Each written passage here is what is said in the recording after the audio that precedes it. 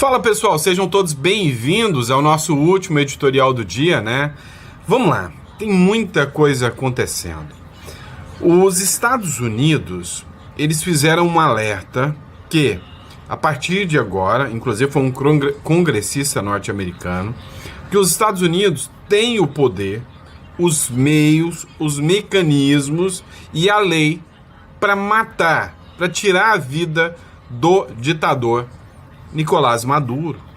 Você sabe como que chega isso, né, aos ouvidos do Maduro? Como um sinal de alerta, né, pânico para o Maduro, inclusive porque já existe um precedente nesse sentido e eu vou falar sobre isso aqui com vocês, tá bom? Outro ponto que eu vou falar também é justamente sobre navios iranianos que chegam aqui no Brasil, sancionados pela OFAC, e o Brasil permitiu que ele atracasse aqui no porto de Santa Catarina, o que vai gerar uma reação óbvia do governo norte-americano e do Donald Trump, no meio de um, vamos dizer assim, de um momento em que os petistas estão comemorando um sinal do Donald Trump para o Lula. Vamos entender tudo isso que está acontecendo? A coisa não está brincadeira, está muita coisa acontecendo ao mesmo tempo, né? Muito louca a situação do Brasil e do mundo. E você que chegou aqui agora, né, no seu canal preferido de geopolítica, seja muito bem-vindo. É sempre um prazer e uma honra estar aqui com vocês. Mas vamos lá, vamos entender o que está acontecendo, né? Qual é o ponto principal, né, sobre o Trump mandando recado aí para o Maduro, tá? Vem cá, pessoal, vocês devem lembrar do Qasem Soleimani, né? O Qasem Soleimani, para quem não sabe, é essa figura aqui. Ele era, né? Era porque já se foi, né? CPF cancelado. Era o líder da Guarda Iraniana, o chefe supremo da Guarda Iraniana, enquanto Donald Trump era presidente no seu último mandato. E aí os Estados Unidos, se valendo da legislação dos Estados Unidos, né, internacional também, argumentou a adequação a regras internacionais de combate à corrupção, ele simplesmente muriu, né, o Qasem Soleimani, né, esse líder iraniano.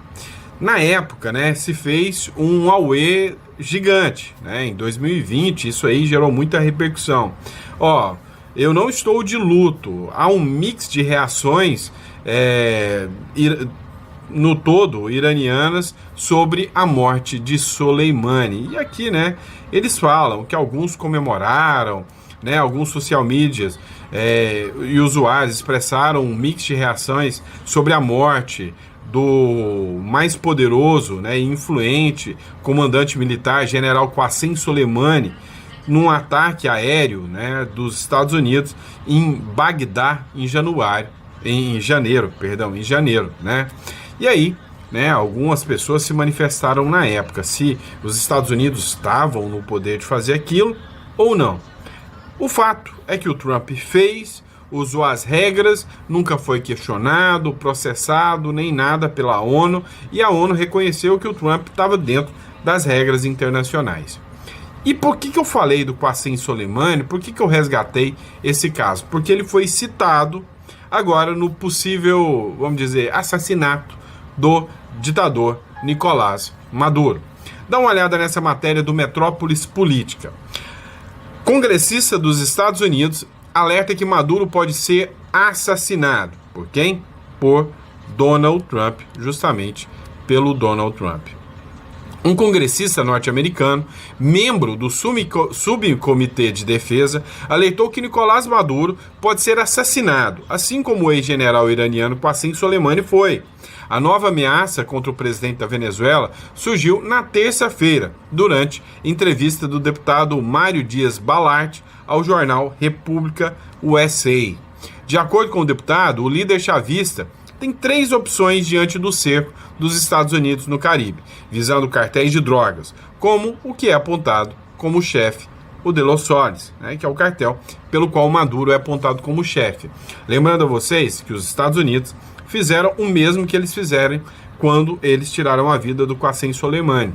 O Donald Trump, né, editou um decreto à época falando, né, que o grupo defendido pelo Soleimani, era uma organização terrorista e, para tanto, jogou mísseis que explodiram o carro, né, que estava com mais 2 ou 3 pessoas, que o Soleimani estava, explodindo o carro e matando o Soleimani na hora, tá? E aí o Donald Trump acabou de editar agora um decreto também, dizendo que os Estados Unidos está oficialmente em guerra contra os cartéis de droga, em especial da América Latina, o que inclui o cartel de Los Soles. E que toda baixa, né, que toda morte que venha de qualquer membro, líder dos cartéis de drogas agora, é considerado uma baixa de um soldado de guerra. Ou seja, assim como não é crime de guerra quando um soldado ucraniano abate um russo ou um russo abate um ucraniano, não é considerado crime quando, né, um soldado norte-americano abate um traficante de drogas aqui desses cartéis considerados terroristas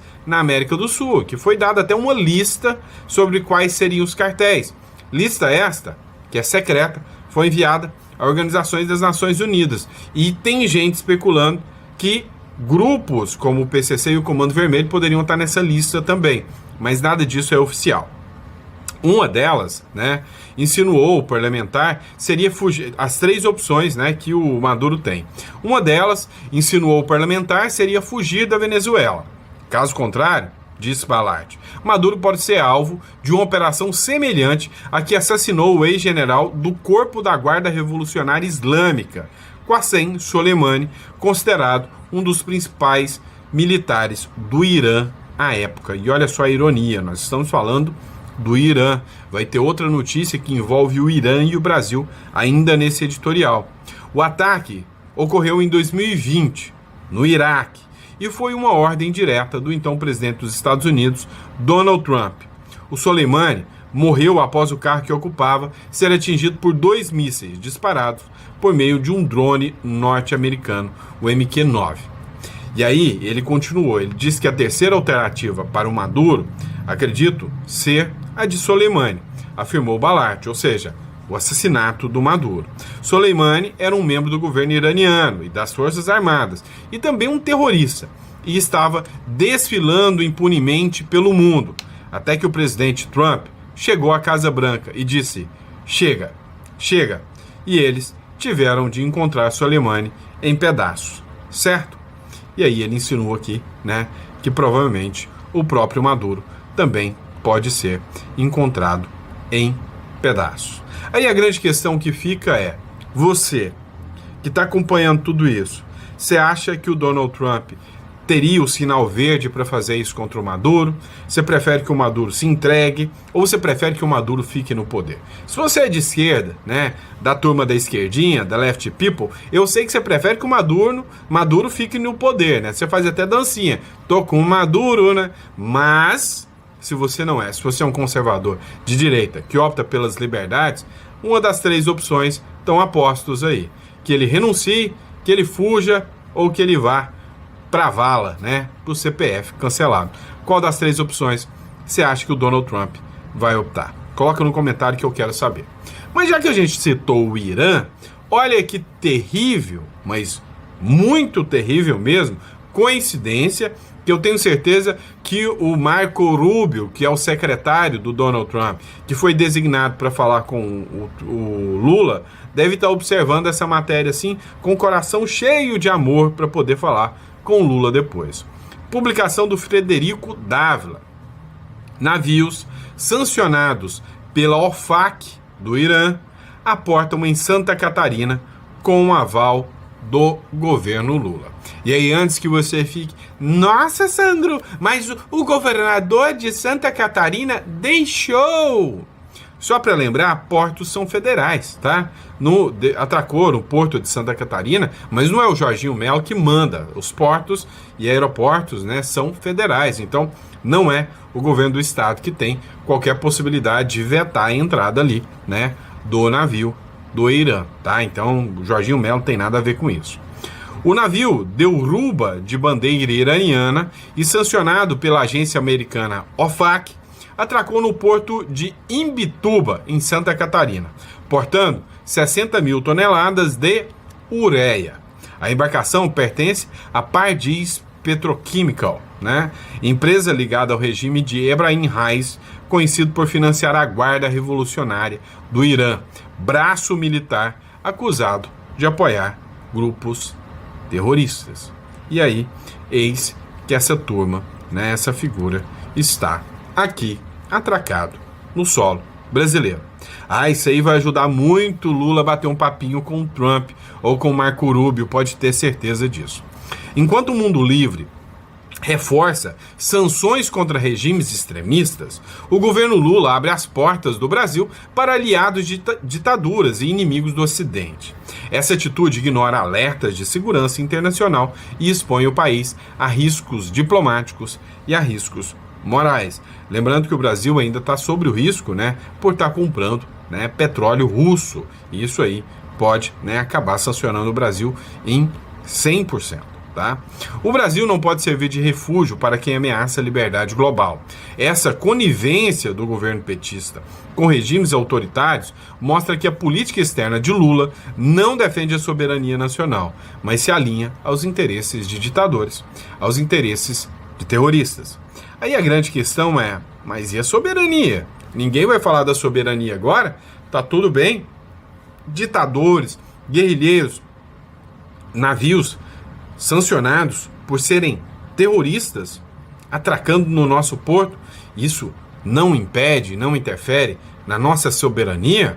Opa, alto lá, talvez você aí, aplicadorzinho do direito, tenha dito, olha, mas não interfere na soberania porque o Brasil deixou? Mas não deveria. Quem fez de forma ilegal, porque dentro da Constituição, se tem uma cláusula que é pétrea dentro da Constituição, é o combate ao terrorismo. Então, mesmo que deixou, é uma violação à nossa soberania. Não tenha dúvidas disso. O Jeffrey Chikine fez um vídeo falando justamente, né, sobre esse navio que atracou aqui no Brasil. Dá uma olhada na fala do advogado e candidato ao Senado pelo Paraná, Jeffrey Chikine, pré-candidato. Só para deixar claro. Gente, o governo brasileiro está tentando de todas as formas ser sancionado pelo governo americano, ainda mais, e não está conseguindo, mas está se esforçando bastante. Navio iraniano atracou hoje de novo no Brasil. O navio iraniano sancionado pelo governo americano, de uma empresa iraniana sancionada pelo governo americano, atraca no Brasil, e o Brasil, burlando a sanção americana, comprou ureia dessa empresa. Gente, isso vai dar ruim. A legislação americana diz que quem de qualquer forma tenta blindar a sanção americana, favorece uma empresa, uma pessoa física e jurídica sancionada pelo governo americano, recebe sanções secundárias. O Brasil está brincando com o perigo. Não pode fazer negócio comercial com uma empresa sancionada pelo governo americano, sob pena de sofrer sanções também. Quais seriam essas sanções? Primeiro, multas exorbitantes e até mesmo a proibição de fazer negócio com os Estados Unidos e com empresas americanas. Se o Brasil, burlando essa sanção americana, continua fazendo negócios com empresas sancionadas, pode vir a ser sancionado e não poderá mais fazer negócios comerciais com os Estados Unidos e com pessoas jurídicas americanas ou que atuam nos Estados Unidos. É brincadeira, gente, o que esse governo brasileiro está fazendo. Que desserviço à nossa economia. Como pode aceitar um navio iraniano em nosso território e fazer negócios com uma empresa iraniana sancionada pelos Estados Unidos? Eu não descarto essa possibilidade desse governo brasileiro estar querendo mesmo se afastar dos Estados Unidos. Por isso, está forçando uma sanção, como me parece que está bem claro. Pois é, aí se a sanção vem todo mundo dessa esquerdinha barulhenta, gritando, feito um bando de gazela. Mas a culpa é do Eduardo Bolsonaro. Pois é o cara que deixa atracar navios iranianos aqui. É um navio de uma empresa sancionada, com compras, né, de insumos, de ureia, e aí, se vem a sanção, a culpa é do Eduardo Bolsonaro, o traidor do Brasil. É uma bela de uma piada isso, né? Mas vamos lá, pessoal. Vamos falar da Carla Zambelli. Meu amigo, parece que a notícia não é boa, tá? Eu ainda não entra na minha cachola o que essa mulher foi fazer para Itália. Se ela não deveria ter ficado nos Estados Unidos, era lá que ela estava, nos Estados Unidos. Mas se alguém tem a resposta aí, deixa no comentário. A justiça italiana nega recurso e Carla Zambelli continua presa. Pois é.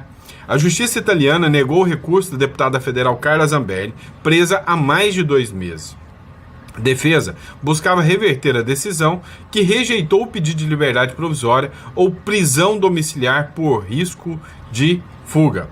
A Zambelli permanecerá presa enquanto espera o processo de extradição, que pode levar mais de 1 ano, disseram os especialistas da UOL. A parlamentar fugiu para a Itália após ser condenada em maio a 10 anos de prisão pelo caso da invasão do hacker ao sistema. E aqui é que mora alguns detalhes, tá? Quando muitos me perguntaram, mas espera aí, o Tagliaferro não foi preso. O porquê que a Carla Zambelli foi presa? Justamente por isso aqui, tá? A Carla Zambelli foi condenada por algo que também é crime lá na Itália, tá? Ou seja, invadir o sistema, né? O sistema do Poder Judiciário. Tá, Sandro, mas o Moraes não poderia ter julgado. O Moraes era o réu, a vítima do caso e o juiz, certo? Aí entra na seara do trâmite do processo, das regras processuais. Se é possível ou não é possível, não é o que a Itália julga. Então, quem orientou a Carla Zambelli ir para os Estados Unidos, para a Europa, pelo amor de Deus, que orientação mais ruim que deram a Carla Zambelli. Porque é o seguinte, os Estados Unidos já reconhece o Brasil, o ministro Alexandre de Moraes, como um violador de direitos humanos. Não matou a aplicação da Lei Magnitsky contra ele. Agora, o que acontece? Lá na Itália, primeiro eles julgam as causas processuais, o mérito, vamos dizer assim, ou seja, peraí, o que ela fez? Não, ela invadiu o sistema de segurança da justiça e implementou dados falsos, essa é a acusação. Teve o devido processo legal lá no Brasil? Pois é, deve ter tido, porque quem observa o devido processo legal, o rito, o trâmite do processo legal é o processo legal brasileiro. A Itália só vai observar, é crime aqui também ou não? É isso que ela observa. A não ser que agora o advogado vai ter um trabalho triplicado para provar que o Alexandre de Moraes é um violador. E até então não é o que o advogado conseguiu mostrar, né? Não é o que o advogado conseguiu provar até agora. Não à toa, ela permanece presa.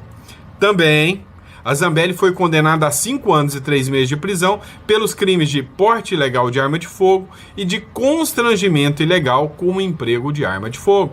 Outro crime também, que pega aí, né, a Carla Zambelli e dá uma bela de uma dor de cabeça para ela, né, para Carla Zambelli. E não à toa, né, por causa disso, justamente, né, que ela está sendo sancionada. Aqui, a Vista Pátria também publicou isso aqui. Procurador da Justiça italiana se manifesta contra a soltura da Carla Zambelli. E aí, né, eu vi uma matéria onde falava sobre os argumentos que ele utilizava contra a Carla Zambelli. Nesses argumentos, ele utilizava justamente o argumento de que, olha, tais dados, quais fatos imputados a ré, Carla Zambelli, mostram que ela tem apresenta risco de fuga, uma vez que os crimes imputados são puníveis, e enfim, é por isso que ela se manteve presa, né? Não sei de quem foi a ideia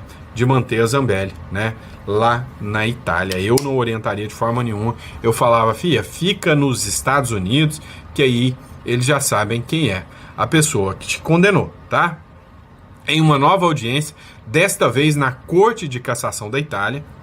E olha só, a mesma que o Tagliaferro passou. Só que por que o Tagliaferro não ficou preso? Olha, o Tagliaferro não saiu com arma indo atrás de ninguém, a acusação contra ele não é de ter invadido o sistema do CNJ, e não estou entrando no mérito se ela fez ou não fez, se é justo ou não é justo, mas é quem julgou que é a vítima. Não poderia. Mas no caso do Tagliaferro, a acusação do Moraes é de que ele divulgou fatos. E aí ele falou, opa, eu fiz denúncias. O cara que está pedindo a minha prisão é o cara que eu denunciei. Ficou fácil para provar, né? Ou seja, não teve uma ação delitiva que é imputada como crime também na Itália, tá? E ele não foi condenado também, eis um agravante a mais, né? No caso da Zambelli. O procurador da Justiça deu parecer contrário ao recurso da deputada federal Carla Zambelli, presa no país há mais de 2 meses. A decisão dos juízes ainda sai hoje ou amanhã. Vamos lá. Mas não só pancada levou a direita também levou vitória, né? Nesse dia de hoje, né? Derrota em relação a Carla Zambelli, né? Que ficou agora presa por tempo indeterminado, até que a extradição seja julgada, mas, né, pode ser que ela tenha que cumprir a pena determinada pelo STF do Brasil dentro da Itália. Não esqueça isso também, tá? Não quer dizer que a hora que for julgada a extradição, julgou a extradição, não vamos extraditar, solta ela. Não, ela pode ter que cumprir a pena, porque a Itália reconhece que teve o juiz natural aqui no Brasil, né? É brabo, é tenso. Relator pede arquivamento do pedido de cassação de Eduardo Bolsonaro. Você lembra que corria um processo de cassação contra o Eduardo Bolsonaro? Você deve lembrar disso. Pois é. Aí o relator analisou o caso e falou que o PT tá doido. O PT tá perseguindo o Eduardo Bolsonaro, que o Eduardo Bolsonaro tá fazendo o papel de parlamentar dele, ou seja, derrotão para o PT, né? O relator foi corajoso, né? Entrar na mira, inclusive do STF, assim. O relator da ação contra Eduardo Bolsonaro, no Conselho de Ética da Câmara dos Deputados, o Marcelo Freitas, que é do União Brasil, decidiu nessa quarta-feira pela inadmissibilidade do pedido do PT para cassar o mandato do filho 03 do ex-presidente Jair Bolsonaro e pelo arquivamento da ação. Foi concedida a vista coletiva e o colegiado ainda precisa votar o parecer, mas o relator já pediu o arquivamento. Agora, se a casa entender que mantém o relatório, não há cassação do Eduardo Bolsonaro, mas ainda está correndo o processo, tá? O PT acusa Eduardo Bolsonaro de quebra de decoro parlamentar por agir contra o Brasil nos Estados Unidos, onde mora desde março desse ano. Eduardo é defensor das sanções impostas pelo governo Donald Trump, incluindo o tarifaço, a cassação de vistos contra autoridades e a imposição de medidas contra o ministro Alexandre de Moraes e a esposa do magistrado com base na lei Magnitsky. O Alexandre Freitas alegou que as sanções parlamentares são invioláveis e protegidas pela Constituição e que não se pode relativizar esse direito. Apesar da contundência das críticas, também negou que Eduardo possa ser responsabilizado por decisões dos Estados Unidos. Parabéns, né? Relatório bem feito, um relatório bem, né, fundamentado aí em relação ao Eduardo Bolsonaro. Então, veja aqui, né, o voto do relator para arquivar o caso do Eduardo Bolsonaro no Conselho de Ética da Câmara. A apresentação parte de uma premissa equivocada, a de que o representado seria, de alguma forma, responsável por uma eventual adoção de medidas coercitivas ou sanções por parte dos Estados Unidos contra o Brasil. Tal raciocínio, contudo, é factualmente insustentável e juridicamente improcedente, pois confunde atos de Estado soberano com manifestações individuais de natureza política. Boa. A decisão de um país estrangeiro de adotar ou não sanções econômicas, diplomáticas ou políticas é, em essência, ato de soberania. No caso dos Estados Unidos, tais decisões são prerrogativas exclusivas de seu poder executivo e, em alguns casos, do Congresso norte-americano, conforme seus próprios marcos constitucionais. O que eu venho dizendo há muito tempo é que a decisão é do Trump. Jogar essa responsabilidade, essa culpa contra o Eduardo Bolsonaro é, no mínimo, né, muita torpeza. É perseguição clara e escancarada, tá? Dá uma olhada só, né, no que eu digo para vocês. Imagina se fosse o Eduardo Bolsonaro indo até os Estados Unidos e falando, olha, estão perseguindo o meu pai. E aí o Trump ia olhar e falar, meu amigo, tem nada que fala sobre isso. Você tá doido. Dá a linha daqui. Ora, ele fez denúncias. A denúncia é algo que está aberto e possível para qualquer um, assim como a Gleisi fez, né, à época, quando o Lula foi preso. Quantas denúncias na ONU, denúncias internacionais aconteceram. Agora imagina, vem e faz-se uma denúncia na ONU. Lá na ONU resolve sancionar o Brasil. Quem fez a denúncia é traidor da pátria. Ah, vá às favas, faça-me o favor. Que argumento mais ridículo. O relator tá muito certo nesse caso aqui, pode ter certeza disso. Vamos lá, pessoal.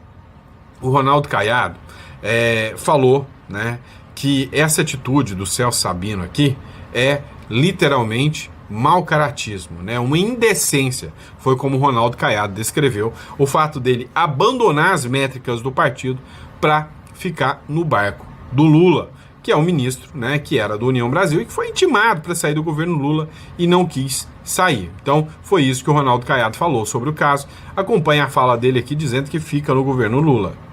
Bem dos serviços que a gente vem fazendo em todo o país, mas especialmente pelo bem do povo do Pará, pela realização da COP30, eu vou permanecer no governo.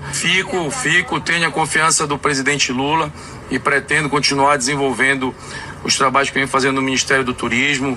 Tenho apoio de boa parte da bancada. A gente tem trabalhado com o diálogo, buscando junto à administração do partido esse entendimento.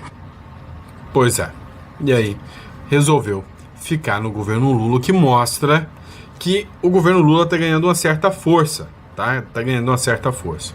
Mas também sofreu outra derrota, né? Essa aqui é uma nota oficial do Partido Progressistas, tanto do Arthur Lira quanto do Ciro Nogueira.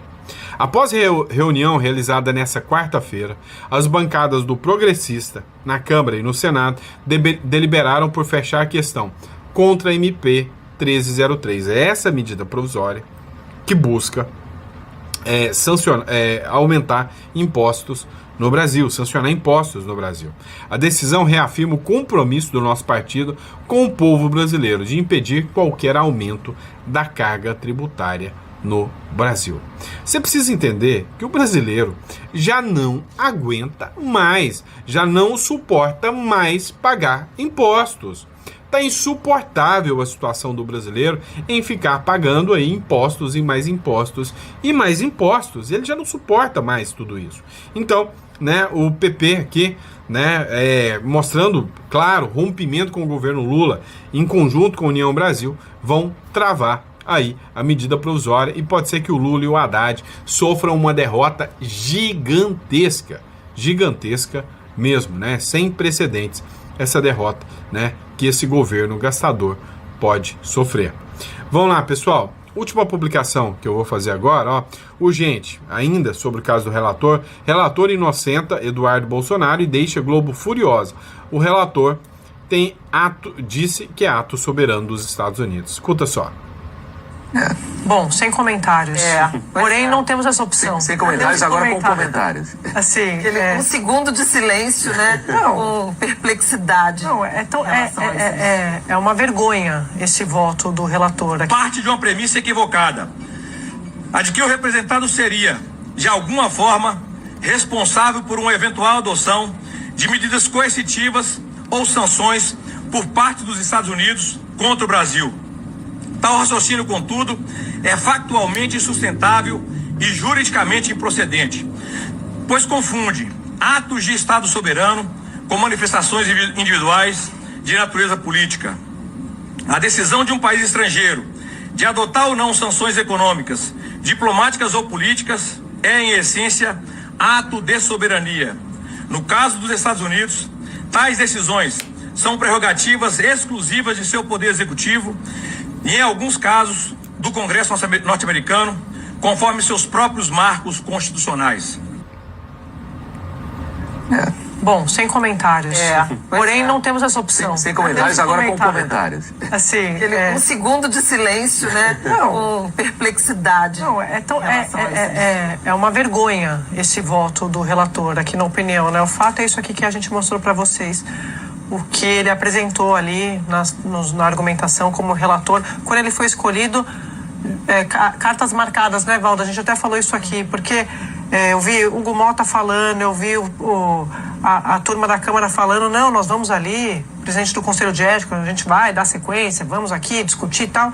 Ué, mas falta combinar, tem que bater o vídeo com o som, não tá batendo, porque vocês escolheram um relator eles sabiam que ele ia fazer isso. Então é só para dar uma satisfação, dizer a gente não deixou parado, ou era para de fato resolver? Tá difícil, né, Valdo? Olha, Andréia... Vai chorar não, né? Pelo amor de Deus, né? Voto totalmente jurídico, bem feito e argumentação séria. Para quem entende um pouquinho de direito internacional, sabe que o ato do Trump é um ato de soberania dele, né?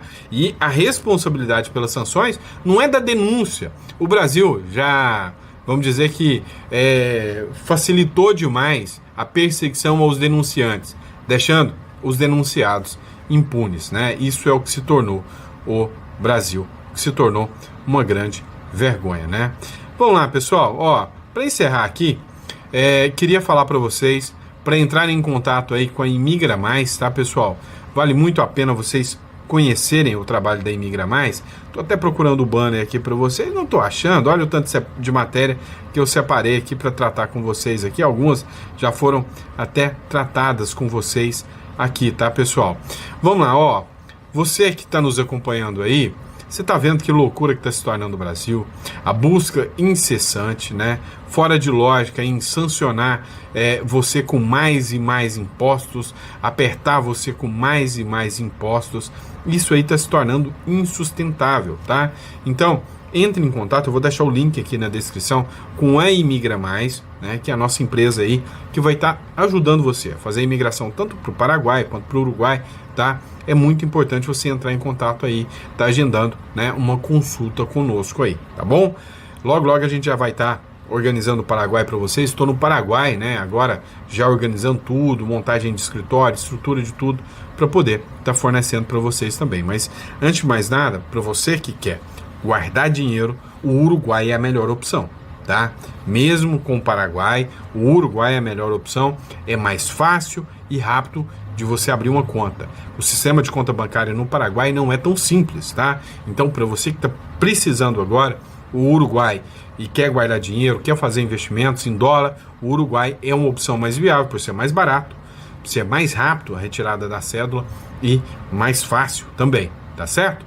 Muito obrigado pela confiança, pela credibilidade.